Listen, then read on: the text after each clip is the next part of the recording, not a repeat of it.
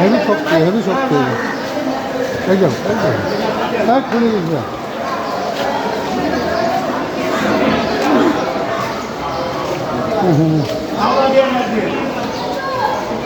হুজুর আসি দিচ্ছে, তাড়াতাড়ি তাড়াতাড়ি করো।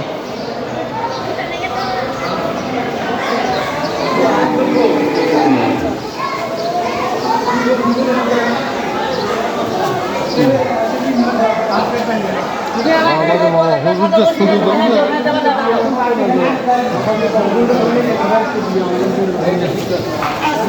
পিছনে সব পিছনে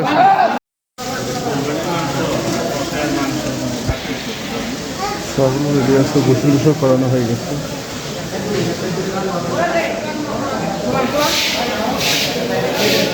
আল্লাহর কাছে যাবে।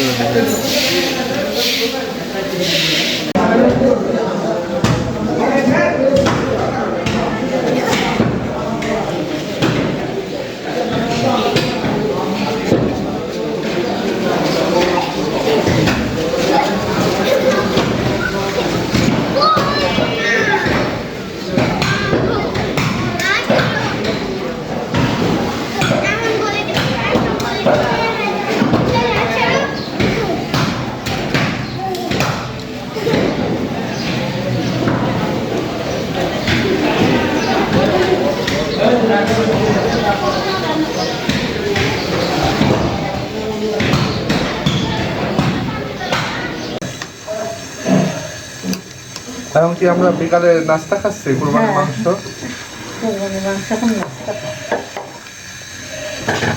পোলাও দিতে হবে, পোলাও আছে। খাসির মাংস অন্যদিন হবে, একদিনে তো আর সব খাওয়া যায় না। এখন হচ্ছে আমরা গরু টেস্ট করবো বিকালে। আপনারা দেবেন? দাও, তুমি যেটা খাবার দেখো। আমি কবে আসছে